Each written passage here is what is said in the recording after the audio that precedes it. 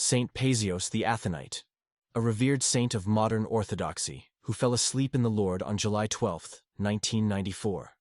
To this day, his spiritual insight and prophetic words continue to resonate with believers around the world. Among the many subjects he addressed during his lifetime were events that echoing in today's headlines: the possibility of a Third World War, Greek-Turkish tensions in the Aegean Sea, the expected Great War between Russia and Turkey, and the future of Constantinople. His sanctity is affirmed not only by the devout faithful, but by people from all walks of life: politicians, military personnel, monks, priests, bishops, and even the ecumenical patriarch. Across the nation, he is venerated as a voice of divine wisdom and spiritual concern for Greece and the wider region. Saint Paisios frequently spoke about issues in the Middle East and the Aegean, always with deep anxiety for his homeland and its national challenges. Day and night, he immersed himself in fervent prayer, seeking answers through divine inspiration about the future of Greece, its unliberated lands, and the destiny of its people. When he felt the grace of God had revealed something to him, he shared these insights openly, offering comfort, warning, and hope to those who carried the same burdens in their hearts. Now we begin our exploration into the signs and prophecies that, according to Saint Paisios, precede the great and world-shaking conflict in the Middle East. The Holy Elder once foretold, "When you hear that the waters of the Euphrates are being cut off from above by the Turks with dams and are using them for irrigation projects, then know that we have already entered into the preparation of that great war, and that the way is being prepared for the myriads of armies from the rising sun, mentioned in the Book of Revelation." Central to these prophetic events is the Euphrates River. Its drying is seen as a prerequisite for the passage of massive armies across the region. While reflecting on this, the elder once added with a laugh, 200 million Chinese, when they get there, will only be able to drink from one cup of water. They've emptied the Euphrates. Turkey has, in fact, undertaken a series of ambitious irrigation projects. It began with the Keban Dam in 1974, followed by the Karakaya Dam in 1987, and most significantly, the Ataturk Dam, completed in 1992. To fill its reservoir, Turkey halted the Euphrates flow to Syria and Iraq for a month in 1990. These reductions became more severe in 2021, when Turkey limited the flow to just 200 cubic meters per second, less than half of what was agreed to in 1987, severely impacting downstream agriculture, energy, and potable water. Saint Paisios prophesied, "God will spare us. In this war, everyone will return defeated. The Greek army will be a spectator. No one will return victorious. The field will be Palestine, the grave the Dead Sea. This will be the first half, but there will also be a second half." Warnings about the mark, as testified by Hieromonk Gregorios Papasoteriou, which Elder Paisios is said to have spoken. Do not accept it, because it will be linked to the mark. In a personal exchange, Elder Paisios shared this: "They will first give you various cards to get you accustomed to using them. But when they eventually consolidate everything, identity cards, passports, health cards, driver's licenses, etc., into a single card, do not take it, because that one will be connected to the mark." The arrival of Greece's new personal number has caused many to reflect on these warnings. Back in 1986, a retired military employee named Xysopoulos asked Saint Paisios about accepting new identity cards. The elder responded that multiple attempts would be made to impose them, but ultimately, war would break out before full implementation. Saint Paisios also foresaw a time of intense governmental chaos in Greece. There will come a time when governments will rise and fall, parties will change, decrees will be revoked, laws will be passed and others will be repealed, and confusion will prevail. The world will suffer a lot, but this will not last long. A few months. Then the war with Turkey will begin, which will become global, and Greece will do great things. Regarding the initial spark, he foretold, "The problem will start from Thrace. It will be a diplomatic episode that cannot be resolved." One unmistakable sign, according to the elder. When we see Greece taking its embassy from Turkey and Turkey taking its embassy from Greece, then we should say, by the embassies of the Theotokos, Savior, save us. He also emphasized, when you hear on television being referenced the issue of miles, of expanding the miles, of the territorial sea, from 6 to 12 miles, then war comes from behind. Then it follows. When asked in 1992 by a pilgrim, when will these events take place? Saint Paisios replied, when the United States declares the establishment of an independent Kurdish state. In 1992, Elder Paisios explained to an aviation officer, St. Cosmas of Aetolia was right in what he foretold about Examilia, the 6 miles. Examilia are not villages or cities, but the 6 nautical miles surrounding the Greek coastlines and our islands. Every point that lies 6 miles from the Greek mainland or island shores is Examilia. That is the place where what St. Cosmas prophesied will unfold. To pilgrims he elaborated, when the Turkish fleet moves against Greece and reaches Examilia, 6 miles from our shores, they will be destroyed. This is God's will. It will be the moment when they will carry Khalifa at their belts, a sign of mourning. But it will not come by our hand. That moment will commence all the events leading up to the return of the city, Constantinople. St. Cosmas once proclaimed, the Turks will leave, but they will return and reach Examilia. Elder Paisios clarified that Examilia represents every point 6 nautical miles from the coast. When they reach 6 miles, destruction will come. This will mark the beginning of the end. The elder continued, a war will erupt between Russia and Turkey. At first, the Turks will believe they are victorious, but that illusion will become their downfall. The Russians will ultimately prevail and the city will fall into their hands. Then, in time, they will give it back to us. This is how Constantinople will return to Greece. And with clarity and conviction, he concluded, none of these will happen now, but soon. When the current generation of Turkish politicians ceases and a new one takes over, that is when Turkey's dismemberment will begin. Very soon the prayers spoken beneath the surface of the earth will rise, and the candles that are lit below will be lit above. At another moment of reflection, Elder Paisios spoke tenderly yet powerfully about Greece. God tolerates us as a nation, not because of our goodness, but because we have the right faith, Orthodoxy. Thus, even though everyone hates us, God does not let anything bad happen to us. When a pilgrim asked him about the persistent provocations by Turkey, the elder responded with solemn gravity. Grasping the pilgrim's shoulder, he said, don't worry, my child. I'm getting ready to sleep, and I won't be here. But I'll watch from above, because we're all here temporarily. Turkey will be divided into 3 to 4 pieces. The countdown has already begun.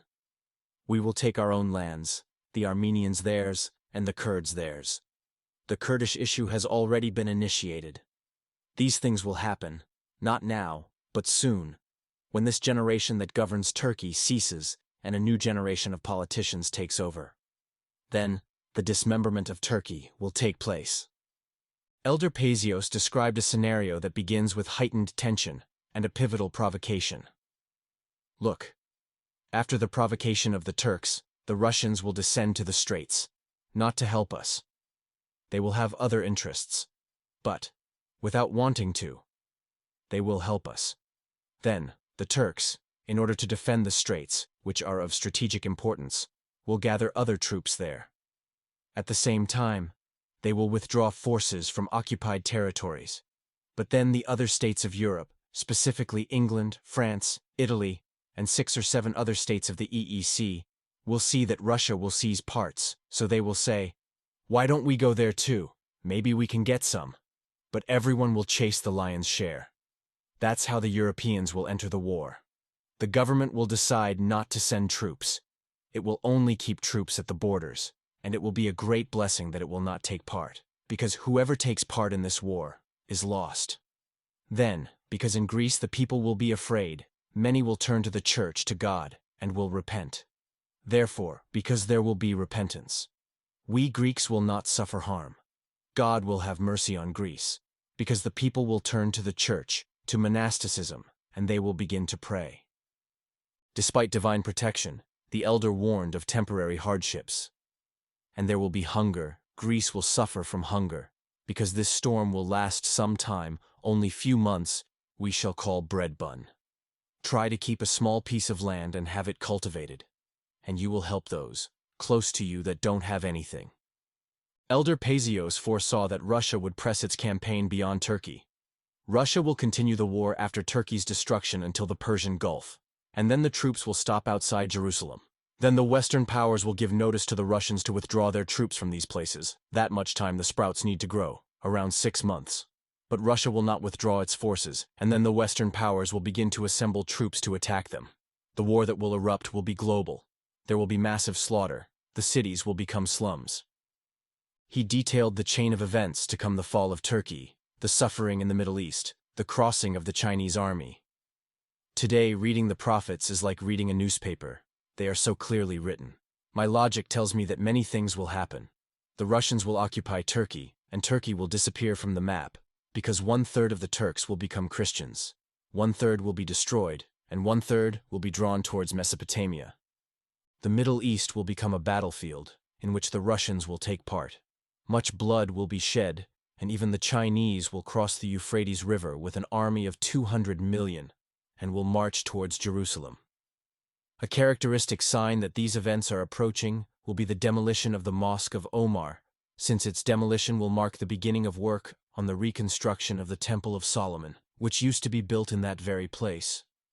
In Constantinople there will be a great war between the Russians and the Europeans, and much blood will be shed. Greece will not have a leading role in this war, but Constantinople will be given to her. Not because the Russians will respect us, but because they will not find a better solution, and will end up with disagreement with Greece, since they will be pressured by the difficult circumstances at that time. The Greek army will not even have time to go there, and the city will have been given to her. The Jews, because they will have power and help from the European leader, will become bold and will show off with impudence and pride, and will try to rule Europe. Then 2/3 of the Jews will be Christianized.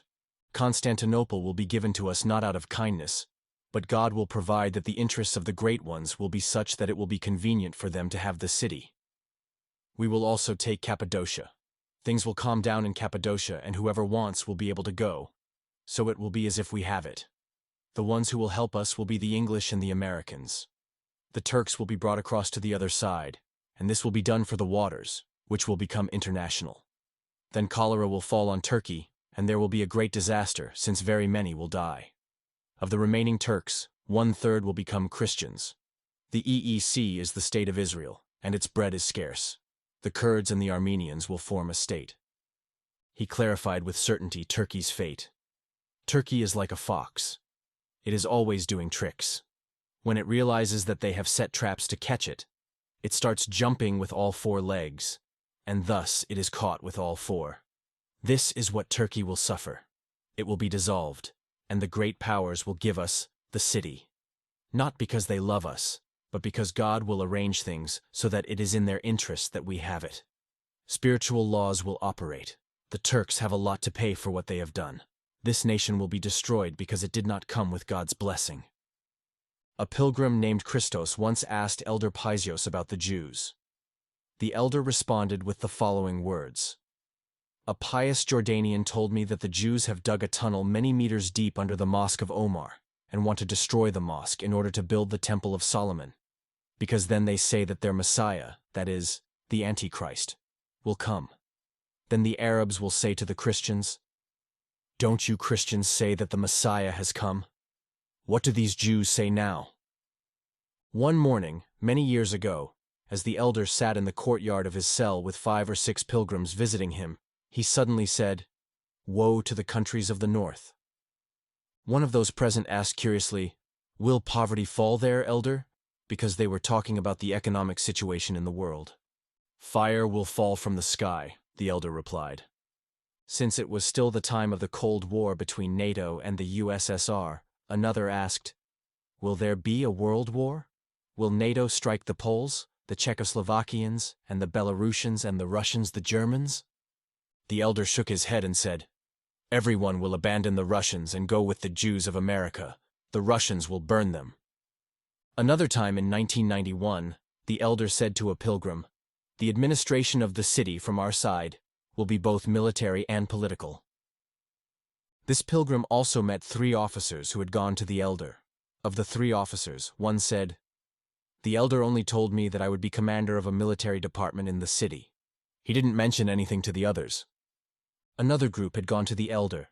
One of them was studying civil engineering at the Polytechnic University of Xanthi.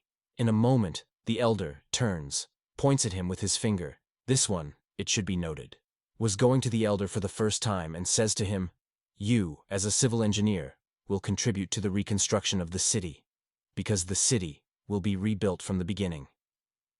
In the spring of 1993, some pilgrims visited Elder Paisios. The pilgrims asked him if there would be a war with Turkey, and the elder said, "Yes, there will be a war, and Turkey will be hit from the north. It will suffer enormous destruction, but not a single Greek nostril will bleed. As for the city, it will be governed by Russians, Greeks, and Europeans. This storm will reach as far as Israel, and then the Jews will understand their mistakes." On another occasion, a pilgrim met Elder Paisios for the second time, this time at the monastery of Soroti, where he had gone specifically to see him. During their meeting, they spoke about national issues. He told the elder the following: "Father Paisios, I am of the opinion that Greece will regain what it lost: northern Epirus, Macedonia of Skopje, eastern Rumelia, Constantinople, Asia Minor." As he was lying in bed, he said to the pilgrim, "I wanted nothing more. May God keep me alive for a few more years so that I could see my homeland grown. It will grow, but don't expect war. It will grow without bleeding a Greek nostril." A pilgrim once asked Saint Paisios the following question: "Elder, today there are so many people, billions who do not know Christ, and so few who do know him. What will happen?" Saint Paisios responded, "Things will happen that will shock the nations. It will not be the second coming, but divine intervention. People will look for someone to talk to them about Christ. They will pull you by the hand. Come here, sit down, and tell me about Christ." The following conversation took place between a pilgrim named Demetrius and the holy elder, to whom he posed the following question: "Elder, how long will this evil last?" Saint Paisios responded with the following words: it will be stormy, but we will take exams." Demetrius continued asking, "Elder, will there be suitable leaders?" Saint Paisios clarified, "God will save us. In this war, everyone will return defeated. The Greek army will be victorious. Palestine will be the field, the Dead Sea their grave. This will be the first half, but there is also a second half. After these events, man will reach a dead end, and then everyone will ask to learn about the gospel and the scriptures. Christ will have pity on the world and show a sign, so that they may believe. Then one will look to find an unbeliever." Demetrius continued, "Elder, the Apolytikion of the prophet Elijah says that he is the second forerunner of the second coming of Christ. He, as is known, did not sleep, as did Enoch.